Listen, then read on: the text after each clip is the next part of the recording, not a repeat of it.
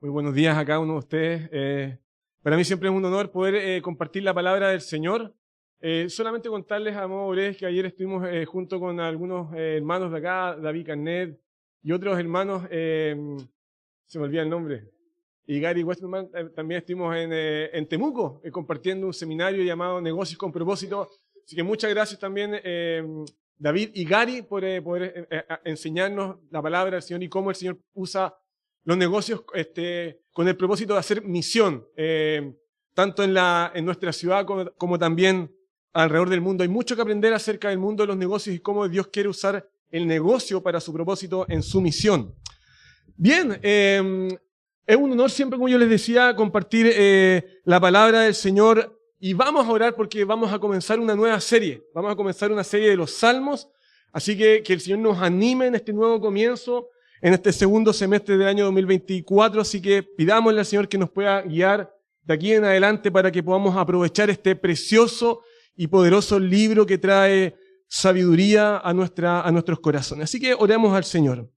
Padre, aquí estamos, Señor, la iglesia reunida, Señor, en tu nombre, reconociéndote, Señor, a ti como el único Dios verdadero, y pidiéndote, Señor, que tengas misericordia y gracia para que tú nos puedas, Señor, guiar y fortalecer en tus caminos, Señor. Ayúdanos, Señor, a poder renunciar a nuestra senda que nos lleva a la destrucción y a la perdición. Ayúdanos, Señor, a caminar en tu senda, en tu camino que lleva a la vida. Ayúdanos, Señor, a reconocer a Jesús como el Rey de Reyes, Señor, y que tiene toda autoridad, Señor, y dominio y poder, el cual jamás, Señor, será destruido. Ayúdanos, Señor, a poder someternos a su señorío y oramos para que el reino de tu Hijo pueda destruir, Señor, nuestro orgullo, nuestra arrogancia y poder hacer de tu Hijo y de ti, Señor, nuestro tesoro más grande. Ayúdanos a reconocerte como nuestro Creador, nuestro sustentador, el dador de vida y el que nos reconcilia, Señor,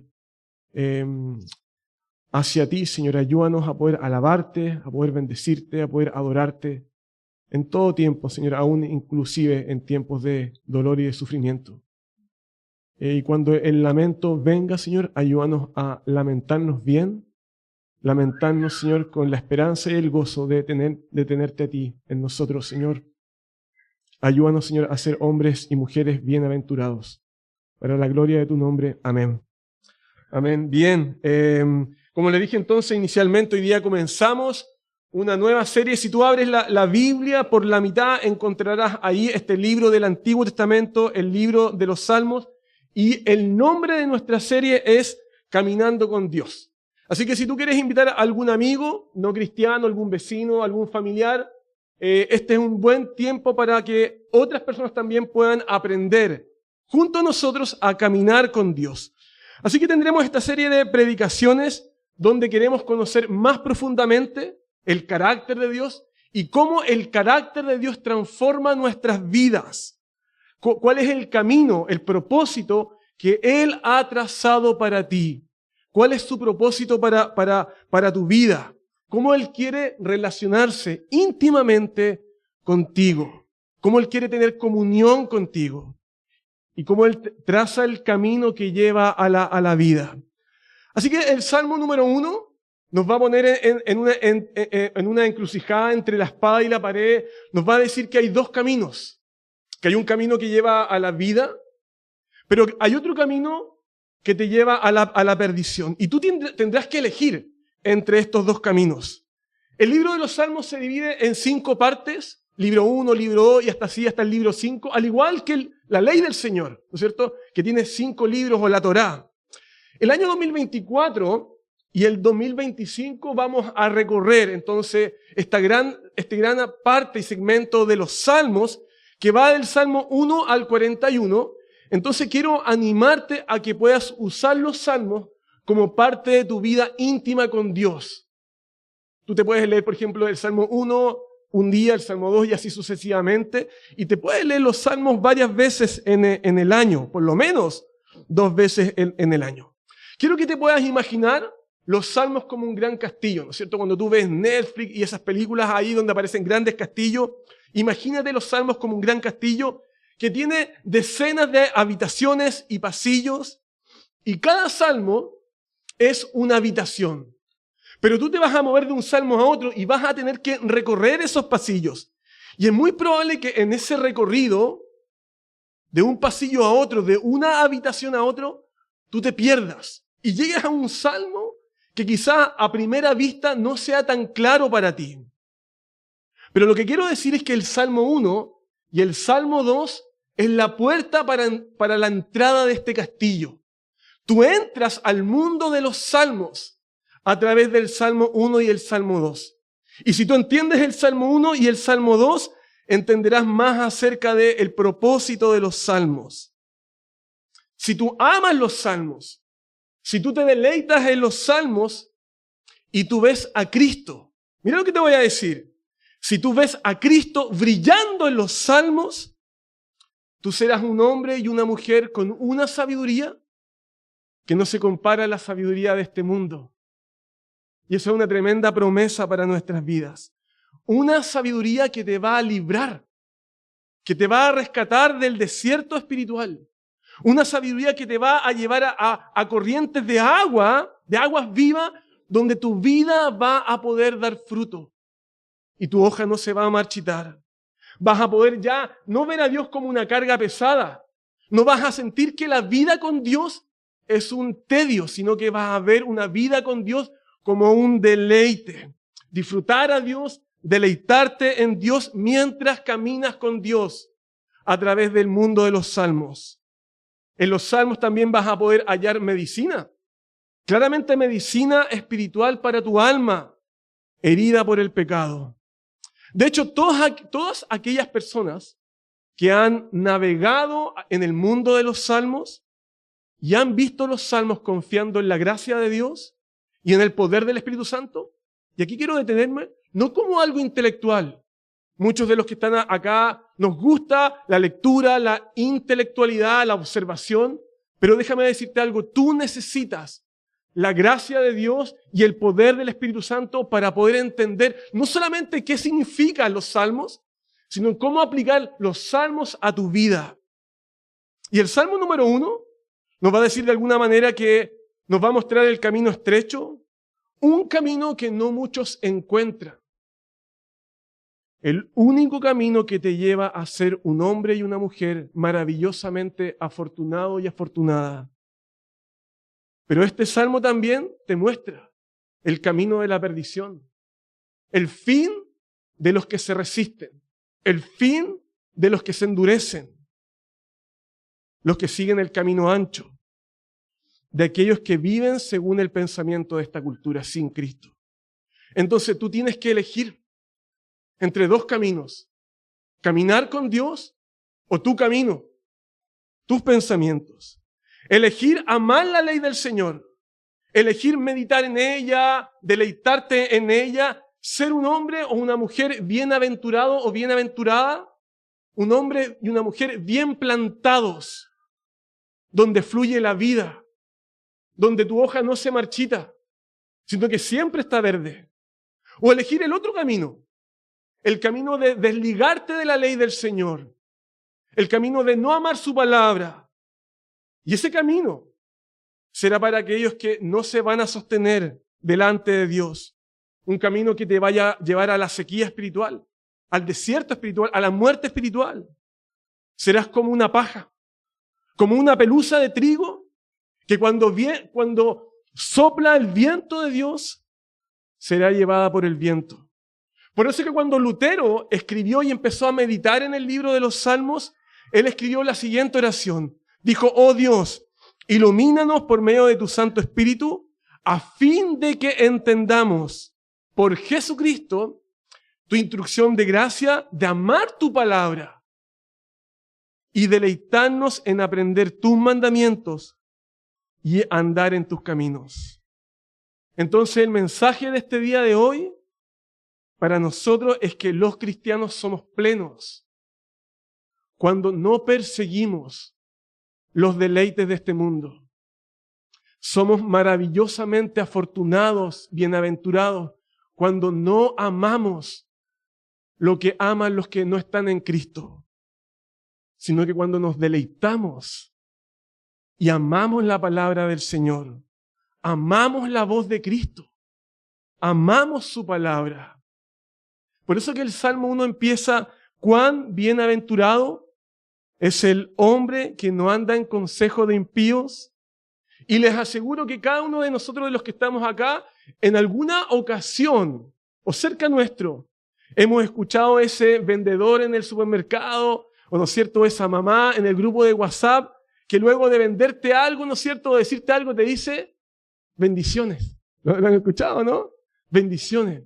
Y esa palabrita bendiciones la hemos usado tanto en nuestra cultura, en nuestra cultura popular, que hemos perdido el significado de lo que realmente significa esa palabra en el idioma original.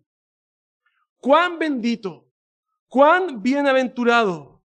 Y nosotros deberíamos poner mucha atención en esa palabrita, porque esa palabrita bienaventurado fue la palabra que usó Jesús cuando predicó el sermón del monte. Bienaventurados los pobres en espíritu. Jesús usó esa palabra. Y la palabra bienaventurado en el hebreo significa plenitud total. Es cuando todas las áreas de tu vida están completas. Tiene que ver con el shalom de Dios. Esta idea de estar plenos en Dios. Es cuando tú gozas ese bienestar en cada aspecto de tu vida. Bienaventurado. Y ahora yo les hago la pregunta: ¿acaso no es eso lo que cada uno de nosotros estamos buscando? Esa idea de plenitud, esa bendición, esa idea de bienaventuranza, esa dicha. ¿Acaso cada uno no está buscando esa idea de querer estar completos, íntegros en cada área de nuestra vida? La bienaventuranza, esa experiencia de plenitud total y bienestar completo para todos aquellos que realmente se resisten al consejo de los impíos. Pero si esta experiencia de plenitud total es cierta, si realmente esto es cierto que existe una vida de estar plenos y completos, ¿por qué entonces tenemos esta sensación de que no la estamos disfrutando? ¿De que la vida se torna en algo tedioso y pesado para nuestras almas? ¿Cómo la conseguimos? ¿A quién le llega la bienaventuranza? Dice así, le llega al hombre que no anda en el consejo de los impíos, ni se detiene en el camino de los pecadores, ni se sienta en la silla de los escarnecedores. Entonces aquí yo necesito hacer una aclaración, porque si tú lees los salmos superficialmente y dejas de lado toda la escritura, tú te vas a hacer una falsa idea, una idea equivocada, y podrías llegar a conclusiones erradas donde Dios te está diciendo: entonces, sepárate del mundo, sepárate de tus colegas, sepárate de tus compañeros, ¿cierto? Pero eso no es lo que Dios está diciendo en el Salmo. De hecho, la oración de Jesús cuando oró a su Padre fue: Padre, no te pido que los quites del mundo, sino que los apartes del mal. Entonces, Dios no te está diciendo que te apartes del mundo, sino que lo que te está diciendo es que no te dejes influenciar por el pensamiento de aquellos que no tienen a Cristo. Y el Salmo está usando 3 verbos. No andes, no te detengas, no te sientes. No andes, no te detengas, no te sientes. Pero quizá algunos de los que estamos acá estamos andando como lo hacen los impíos. Y quizás tú no te estés dando cuenta. Quizás nosotros estamos andando con los impíos y recibiendo y siendo influenciados con los impíos. Y no nos estemos dando cuenta. Esa palabra impío que a muchas personas dentro de la iglesia no le gusta comentarla ni hablarla porque dice, pastor, ¿sabe qué? Si usted habla de la gente impía, la gente se va a asustar y la gente no va a querer venir a la iglesia. Y en lugar de que la iglesia se llene, la gente se va a ir. Entonces no hable de la gente impía, mejor hable de cosas buenas. Pero el Salmo te dice que no debemos andar en el consejo de los impíos. Y esta palabra que suena tan ofensiva y que a algunos cristianos no les gusta, significa una persona carente de piedad. Entonces, un impío es alguien que no tiene piedad. Un impío es alguien que no tiene temor de Dios. Un impío es alguien que no quiere amar la palabra del Señor y no quiere seguir los mandamientos del Señor y no quiere hacer de Dios su mayor tesoro, no quiere agradar a Dios con su vida y no quiere someterse al consejo del Señor. Es alguien que no honra al Señor con su vida. Y tú puedes venir a este lugar y puedes llenarte intelectualmente de la palabra del Señor y aún así seguir siendo un impío. O puedes ver a una persona que tiene una moral, una ética, una integridad que a la luz del mundo se ve muy, muy apetecible. Y aún ser un impío, a alguien que no honra a Dios con sus pensamientos, con sus deseos, con sus pasiones, y no toma en cuenta lo que Dios dice en su palabra. Pero también la Biblia nos dice que no nos sentemos en la silla de los escarnecedores. Bienaventurado el que no se sienta en la silla de los escarnecedores. Y quizás tú seas un escarnecedor y no te has dado cuenta. O quizás estás siendo influenciado por un escarnecedor. Puede ser tu novio, tu esposo, tu pololo, un autor de algún libro, un profesor, un grupo en la sociedad. Proverbios capítulo 21-24 nos dice lo siguiente. Nos dice, altivo, arrogante y escarnecedor son los nombres del que obra con orgullo insolente. No sé si alguien nos puede ayudar y decirle a la gente que está trabajando, por favor, si puede como respetar este tiempo, ¿ya? Entonces, un escarnecedor es una persona que se está endureciendo interiormente. Un escarnecedor es una persona que no tiene una actitud de arrepentimiento. ¿Cuándo fue la última vez que te arrepentiste delante de tu esposa? Delante de tus hijos, delante de un amigo. Un escarnecedor es alguien que se va endureciendo lentamente interiormente. Entonces tú puedes tener una moral impecable hacia afuera y estar por dentro endurecido. Un escarnecedor es alguien que no se siente cómodo sometiéndose a la palabra de Dios. Su corazón se resiste a cambiar. Tú le puedes decir 1, 2, 3 veces las mismas cosas y esa persona no quiere cambiar. Puede asentir intelectualmente, pero cuando tú ves su vida no cambia en el tiempo. Cualquiera de nosotros se puede volver un cínico endurecido cuando la palabra de Dios no está ablandando en nuestros corazones, porque es la ley del Señor que cae desde el cielo a nuestros corazones endurecidos y los ablanda. Entonces el punto del salmista es que esa experiencia de plenitud total que tú estás persiguiendo en la vida, querer ser un hombre y una mujer completa y completo, esa bienaventuranza, esa dicha, solamente llega al hombre y la mujer que no se deja influenciar por lo que persigue la cultura, la gente carente de piedad, gente orgullosa y endurecida, gente que ama este mundo pero que no ama a Dios. Queridos hermanos, cada año veo pasar a decenas de personas en este lugar tomando sus mismos asientos, pero luego de sentarse allí, ellos salen y persiguen las tendencias de este mundo sin Dios. Ellos imitan las pasiones, las mismas cosas de una cultura sin Cristo. Entonces tú puedes estar en este lugar, escuchar las cosas que hablamos en este lugar, puedes escuchar los sermones cada domingo y ser alguien que se está endureciendo interiormente. Queridos hermanos y amigos, Dios no solamente desea tu salvación, sino que Dios también desea que cada día de tu vida tú puedas deleitarte en Él. Cada semana que puedas encontrar dicha en Él, deleite en Él. Los verdaderos creyentes que se deleitan en Dios.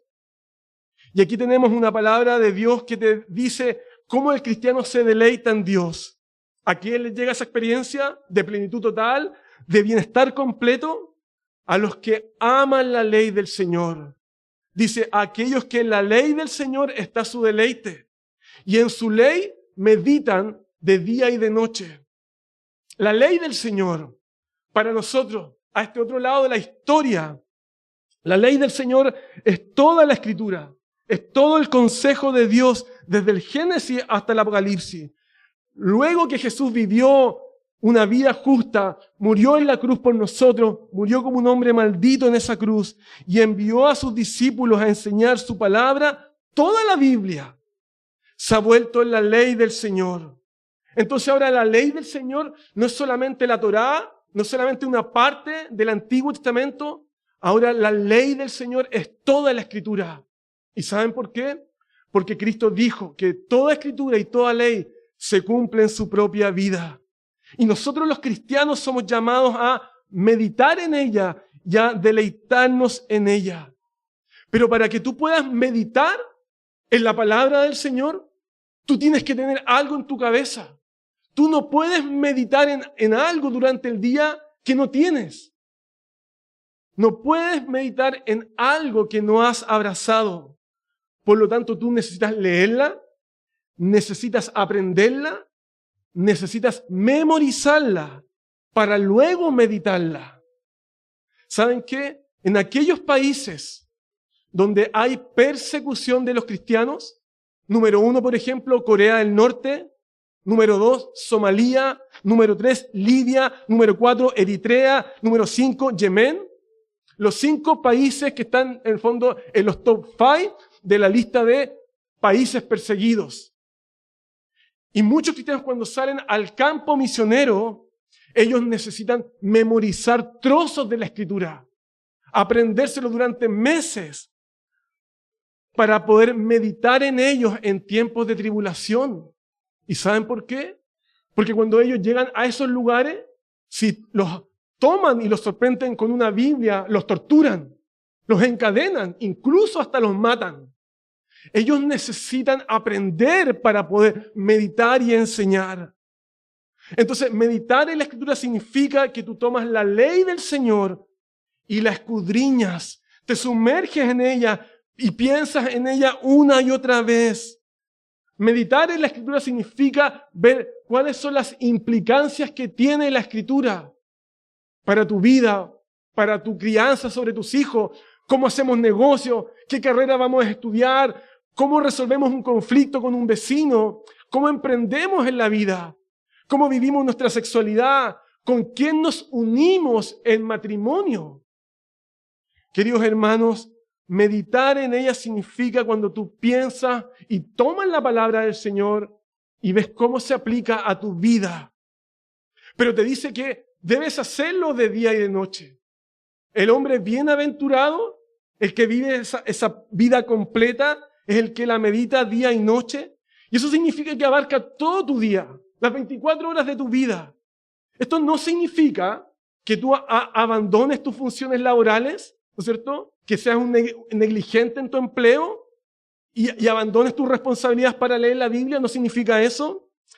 Significa que la ley del Señor permea cada aspecto de tu día. Está influyendo en todo lo que haces.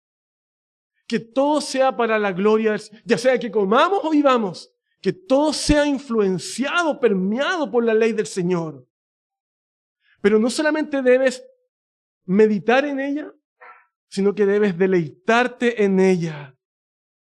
No solamente debes consentir en ella. Queridos hermanos, he visto pasar a decenas de personas, grandes cerebros teológicos, años estudiando en la Escritura y años desechándola como su deleite. Entonces tú no necesitas solamente aprenderla y consentirla y decir, ¿sabes qué? Sí está bien para mi vida. Tú necesitas amarla, necesitas gustarla, saborearla y decir, Señor, tu palabra es dulce para mi vida, tu palabra me hace bien, es lo que mi alma necesita. Gustar y saborear en el paladar de tu corazón, que su palabra es dulce y que no hay nada mejor que ella en tu alma. Pero personalmente creo que no se trata de si meditamos o no. No se trata si nos deleitamos o no. ¿Y sabes por qué? Porque todos en algún momento del día o de la noche estamos buscando algo en el cual nosotros soñamos y pensamos. Todos nos deleitamos en algo. Todos perseguimos algo. Todos soñamos en algo. Todos meditamos en algo. Y lo que meditamos es lo que nuestro corazón se deleita. ¿En qué se deleita tu alma? ¿En qué está meditando tu corazón cada día? ¿Qué es lo que persigues incansablemente? ¿Una relación? ¿Un nuevo proyecto económico? ¿Una mejor apariencia física? ¿Ya no te gusta cómo estás y estás persiguiendo eso? ¿Una mejor pega? ¿Mejor trabajo? Quizás estás persiguiendo una casa más cómoda. Ya no te gusta tu casa y estás insatisfecho. Quizás persigues y estás meditando en mejor tecnología. Y pasas horas, ¿no es cierto?, pensando en la tecnología. Quizás te imaginas cómo se vería tu vida si tuvieras eso o aquello. Pero también perseguimos y meditamos en los intangibles, en las cosas que no podemos tocar. Perseguimos tranquilidad. Perseguimos cómo se vería nuestra vida si fuéramos más felices sin esa persona o con esa persona. ¿Cómo se vería nuestra vida si no tuviera esos problemas? O si pudiera restaurar esa relación rota. ¿Cómo se vería mi vida si alcanzara esto, el éxito personal? O si tuviera un novio o una novia o un esposo. Eso que deseas con tanta fuerza es aquello en lo que tú meditas. Ahí están tus pensamientos. Ahí está tu reflexión. ¿Cómo se vería mi vida si lo tuviera? Y como dice John Owen, pastor puritano y considerado por muchos como el más grande teólogo protestante de todos los tiempos, escribió algo en el siglo XVII. Él dice, debemos meditar en las enseñanzas de las Escrituras, las cuales tienen dulzura del amor de Cristo. Ahí está.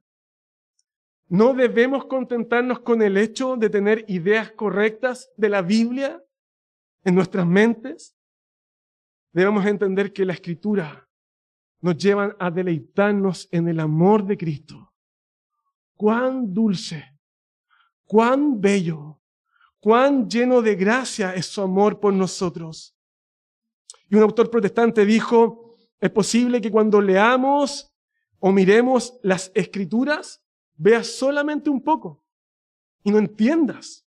Y hubo un hombre en la Biblia que cuando se acercó, el siervo de Elías, fue a mirar una primera vez y no vio nada. ¿Cuántas veces vemos una primera vez y no vemos nada? Y Dios le dio la orden y le dijo, mira 7 veces. Hasta que este siervo de Elías vio algo grande y glorioso.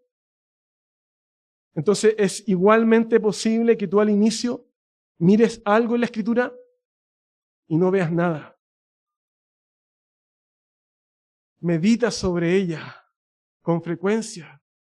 Pide la gracia del Señor, la guía del Espíritu Santo. Y pronto verás la luz, el sol del amanecer. Verás a Cristo como el alimento de tu alma.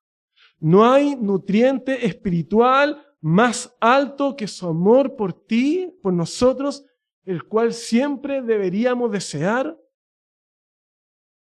¿Te has sentado alguna vez a la sombra de un manzano? ¿En un campo? ¿En la pradera silvestre?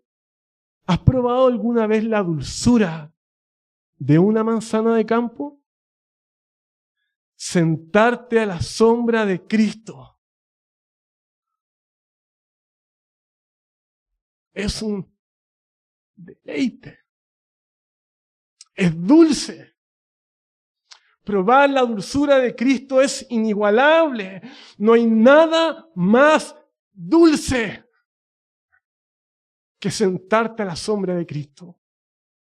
Solamente Él puede conducirte al banquete, cubrirte con la bandera de su amor. No hay experiencia más plena, más profunda, más poderosa que estar locamente enfermo por el amor de Cristo. ¿Saben por qué? Porque el cumplimiento de la ley del Señor es Jesucristo.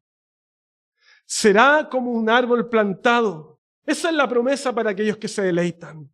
Como un árbol plantado junto a corrientes de agua que da su fruto a su tiempo y su hoja no se marchita. Todo lo que hace prospera. ¿Te das cuenta del poder de la imagen? ¿Te lo imaginas en tu mente de la ilustración? Ese árbol describe a una persona. ¿No es maravilloso? Es alguien. Ahí está, ese árbol. Un árbol arraigado, firme, plantado, un árbol que tiene vida. ¿Acaso no es eso lo que deseamos? Un árbol que está libre de ser cortado de raíz, arrancado. Un árbol que está libre de ser talado, protegido de ser desarraigado. Pero es una extraña imagen. Una extraña imagen y a la vez poderosa, porque te dice que su hoja no se marchita. Y tú sabes muy bien que cuando llega el otoño y viene el viento y viene el clima duro y frío, el proceso natural de ese árbol, ¿cuál es? Es que su hoja se seca. Tú lo ves, ¿no es cierto? Ahí en tu patio, frente a ti, que su hoja se cae luego de marchitarse. Pero el árbol que está plantado junto a corrientes de agua, ¿cómo se mantiene? ¿Lo puedes ver o no? Se mantiene verde y hay fruto. ¿Te das cuenta que el ambiente del Salmo 1 es difícil? El verso 4 te dice que el viento sopla. Es duro, es difícil, es hostil, es duro para ti. Te va a costar. Las inclemencias de un mundo tedioso, ¿no es cierto? Duro, hostil, de sufrimiento, de injusticia. La vida no es fácil. Y cuando el viento llega a soplar, ¿no es cierto? El árbol, algo pasa. Cerca del árbol hay rastrojos de paja que serán arrancados por Dios. Como la paja que se lleva el viento, el tamo.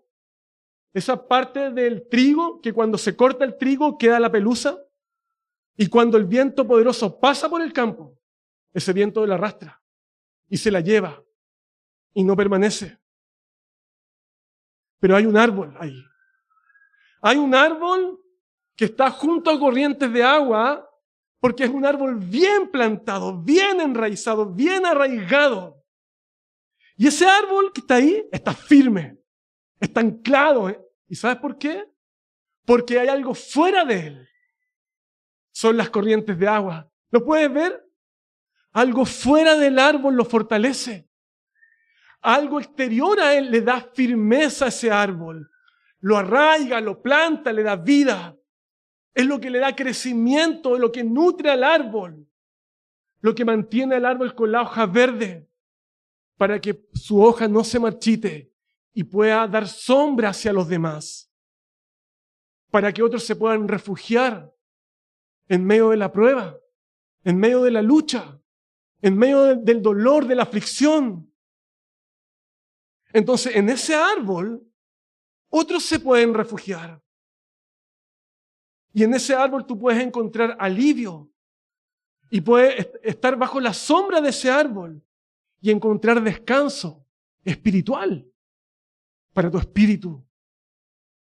Para esa máquina de pensamientos que no te deja tranquilo. Lo que viene fuera del árbol es lo que no permite que su hoja se seque y pueda dar sombra en el día difícil. Lo que viene fuera del árbol le da vida para que el árbol dé frutos. Un árbol que provee sustento para otros. Un árbol que es una bendición para otros. Todo gracias a las aguas que fluyen fuera del árbol. Y la imagen de ese árbol junto a corrientes de agua es una bella y poderosa imagen de nuestro Salvador. ¿Lo pueden ver? Todo el Antiguo Testamento, de principio a fin, Antiguo y Nuevo Testamento nos hablan del agua, de corrientes de agua espiritual como un símbolo de Dios. El mismo Salmo 65, verso 9, nos dicen que hay un río. Literalmente lo dice. Tú vas a decir, pero pastor, ¿sabe qué? Está estirando mucho el chicle. No, lo dice literalmente el autor de los Salmos. El río de Dios. ¿De quién es el río? Es de Dios, fluye de Dios, rebosa de agua. Y en la Biblia el agua es un símbolo del agua espiritual que apunta a la verdadera agua espiritual que es Cristo. Él lo dijo, se lo dijo a la mujer samaritana.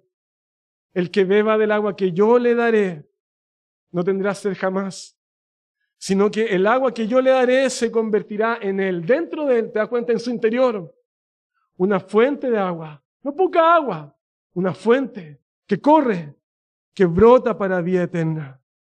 Y cuando tú llegas al final del libro de Apocalipsis y ves a este escritor llamado Juan en esa isla de Patmos, él dice, después el ángel me mostró un río de agua de vida, resplandeciente como cristal. ¿De dónde salía? Del trono de Dios y del Cordero. ¿Quién es el Cordero? El Cordero es Jesús, quien murió en nuestro lugar. Y en medio de la ciudad y a cada lado del río estaba el árbol de la vida, que produce 12 clases de fruto, dando su fruto cada mes a su tiempo, ¿te das cuenta? Y las hojas de ese árbol bendicen a las naciones, a los pueblos, a las etnias, a las ciudades. Este salmo es una promesa para tu vida. Que si tú ves a Cristo brillando en el Salmo 1, no es algo pesado, no es una obligación, es una corriente de agua que te da vida dentro de ti, una vida dentro de ti, dentro de tu interior. Así que no importa dónde te encuentres. Puede ser un día difícil, duro, tedioso, lleno de injusticia, de cansancio, de desierto espiritual. Quizás te hayas secado interiormente el último tiempo y tu hoja no está verde. Y te has endurecido interiormente. Quizás la persona que está a tu lado se ha endurecido interiormente. Quizás tus hijos están duros allá adentro. Y es muy común para nosotros en tiempos difíciles, los cristianos, tener tiempos amargos. Necesitamos refrescarnos a la sombra de algo o de alguien. Quizás el viento recio ha soplado fuertemente en tu vida. Ha sido difícil, duro. No solamente por las cosas que pasan fuera de ti, sino que lo que está pasando dentro de ti. Y te dices dentro de ti, ¿cuánto más voy a poder resistir? Y es muy común ver dentro de la iglesia creyentes intelectuales. Gente que no cambia. Tú ves y son iguales. Gente con poca pasión. Gente poco humilde. Gente que no se compromete. Gente que viene y va. Y este salmo nos recuerda el Evangelio. Son las corrientes del agua espiritual de Jesucristo. Solamente Él y su palabra viva pueden hacer que tu hoja seca pueda volver a estar verde. Solamente el agua espiritual de Jesucristo puede hacer que tu árbol pueda dar una gran sombra y pueda estar bien plantado, bien arraigado. Su agua viva de Jesucristo te hace un hermoso árbol que da frutos de justicia y humildad y pasión por Dios. Y todo lo que hace prospera. Pero no es una promesa del Evangelio de la prosperidad. No es una promesa de que si tú inviertes en la iglesia, te va a ir bien. No es una promesa de que si tú inviertes cosas materiales en esta iglesia o en el cristianismo, te va a ir bien en la vida, materialmente. Eso es un engaño y una mentira del diablo del evangelio de la prosperidad. Claro que no. Lo que sí es una promesa de vida, de renovación, de dar fruto interior, de no secarse interiormente. Cuando la ley del Señor, que es Cristo, hecho carne, empieza a permear las capas, de capa a capa, de la capa superficial a la capa más profunda de tu mente y de tu interior, produce vida, vida, transformación de carácter, cambio de vida, son los frutos de la vida con Cristo, renovación, queridos hermanos, pasión por Dios y pasión por los demás, gozo en medio del sufrimiento, obediencia no hipócrita, obediencia genuina, humildad interior, mansedumbre, paz, disciplina. ¿Te falta disciplina? Disciplina, perseverancia, llegar a la meta, ánimo, gran alegría, honestidad. Donde está la ley del Señor, hay vida interior. Los hombres y mujeres que se deleitan en la ley del Señor siempre prosperan. Porque Jehová conoce el camino de los justos. Verso 6. Y de una forma más literal en el idioma original hebreo dice, el Señor es conocedor del camino de los justos. ¿Eres un hombre justo? ¿Eres una mujer justa delante de Dios? Si Cristo te ha imputado su justicia, su rectitud y su obediencia, Jehová te conoce. Jehová te conoce. El Señor te conoce. Y conocer en la Biblia tiene un significado mucho más rico. Es un significado de intimidad. Es una relación de pacto. Es una relación matrimonial. Así que en el día del juicio, Jehová no te dará la espalda. Porque el Señor conoce el camino de los justos. Porque Él tiene un pacto contigo. Dios se ha transformado en tu esposo gracias a nuestro Señor y Salvador Jesucristo. Y aunque tú puedas estar pasando por un desierto espiritual, Dios te conoce en Cristo. Pero el camino de los impíos perecerá. Estos son como la paja que se lleva el viento. Por tanto, no se sostendrán en el día del juicio, ni los pecadores en la congregación de los justos. ¿Sabes qué? ¿Cuántos creyentes intelectuales, conocedores de la teología, predicadores, queridos hermanos, oficiantes de ministros que se paran acá adelante, cuántos de ellos serán arrasados y arrancados por el viento recio del juicio de nuestro Señor Jesucristo? ¿Cuántos creyentes intelectuales no se sostendrán en el tribunal del juicio de nuestro Señor Jesucristo? ¿Cuántos perecerán por dejarse influenciar por el hombre carente de piedad y la mujer endurecida que navega por el camino de la perdición? ¿Te has preguntado alguna vez cómo será el día cuando estés frente al Señor? ¿Qué le dirás? ¿Que lo intentaste? ¿Que fue difícil para ti? ¿Le dirás al Señor, Señor, mira mis lágrimas? ¿No tuve tiempo porque estaba concentrado en mi trabajo, en mi familia? ¿Qué es lo que traerás en tus manos? ¿Tu moral? ¿Tu integridad? ¿Tu ética? ¿Tus obras? ¿Vas a traer tu espiritualidad? ¿Todos tus intentos por alcanzarlo?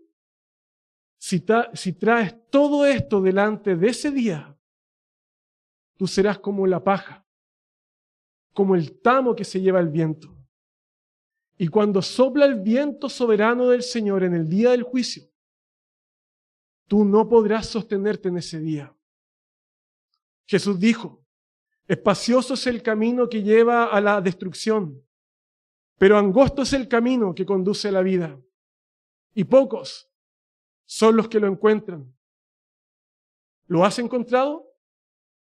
La realidad, queridos hermanos, es que somos la paja que se lleva el viento en el campo de nuestro Señor y Salvador Jesucristo. Y el único que puede estar firme delante del trono de Dios es tu Salvador, tu mediador, nuestro Señor Jesucristo. Él es el hombre bienaventurado que no anduvo en el camino de pecadores. Cristo fue el hombre bienaventurado que no se detuvo en el consejo de malos. Él no se sentó para ser influenciado en la silla de los arrogantes. Él vivió cumpliendo toda la justicia que Dios demanda de ti. Él amó la palabra con todo su corazón. Meditó en ella de madrugada y en la oscuridad, renunciando a los placeres de este mundo. Él dijo, mi comida no es la comida de este mundo. Mi comida es hacer la voluntad de mi Padre y toda palabra que sale de la boca de Dios. Él se deleitó en la palabra del Señor a costa de su propia vida en el huerto del Getsemaní. No hizo lo que quiso hacer. Él dijo, Padre, que no se haga mi voluntad, sino que se haga la tuya. Morir en la cruz como un hombre maldito. Él es el hombre bienaventurado del Salmo 1. Un hombre bien plantado en corrientes de la agua de Dios. Y cuando Cristo estaba plantado, como un árbol firme, arraigado, fue arrancado y cortado de la tierra de los vivientes. Fue cortado por la ira de Dios, la ira que tú merecías delante del Padre. Pero Dios hizo que brotara Cristo desde la resurrección de entre los muertos. Se volvió a levantar y se transformó en el árbol más verde y más grande de toda la historia.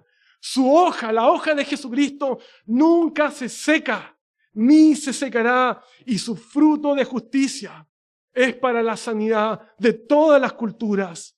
Y si tú te refugias a la sombra de su árbol y comes de su justicia, tú recibirás sanidad en tu interior. Jesús también puede darte agua espiritual. ¿Y sabes por qué? Porque cuando Él estaba en la cruz, Él tuvo sed.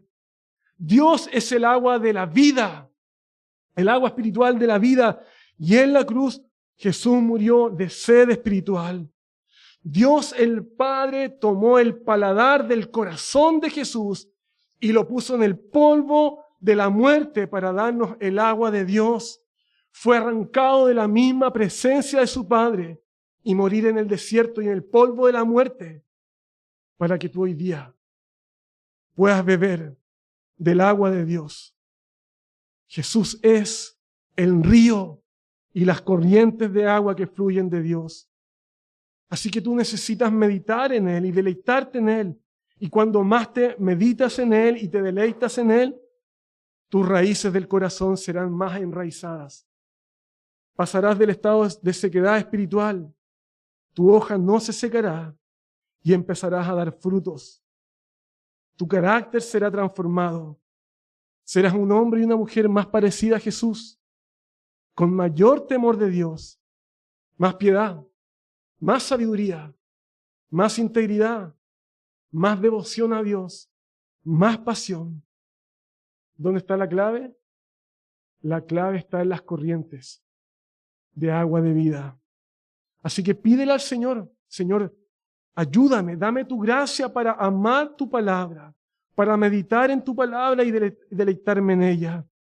Pídele que forme en ti un corazón que persigue incansablemente, como un caballo de carrera, su palabra, y que abra los ojos de tu interior, como un búho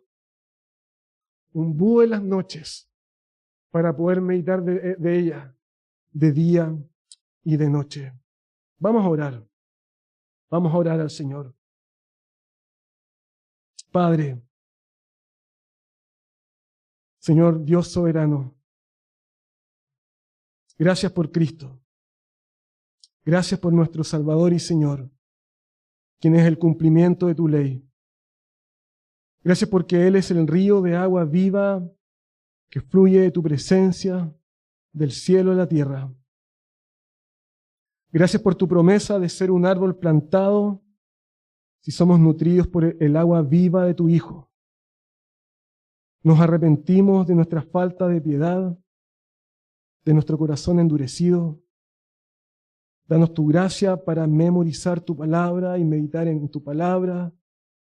Y que tu Espíritu Santo nos dé la mentalidad de tu Hijo para amar tu palabra. Y danos tu deleite para deleitarnos en la voz de tu Hijo, de Cristo. Necesitamos de tu gracia, Señor. para ser como ese árbol verde que da frutos para tu gloria, Señor. Líbranos a cualquiera de los que estamos acá, de ese lugar, Señor, de ser como la paja que se lleva el viento. Tú nos conoces, Señor. Tú conoces el camino de los justos. Gracias a nuestro Señor Jesucristo. Ayúdanos a caminar contigo, Señor, y deleitarnos en tu presencia en los próximos meses, Señor. En el precioso nombre de nuestro Señor y Salvador Jesucristo. Amén.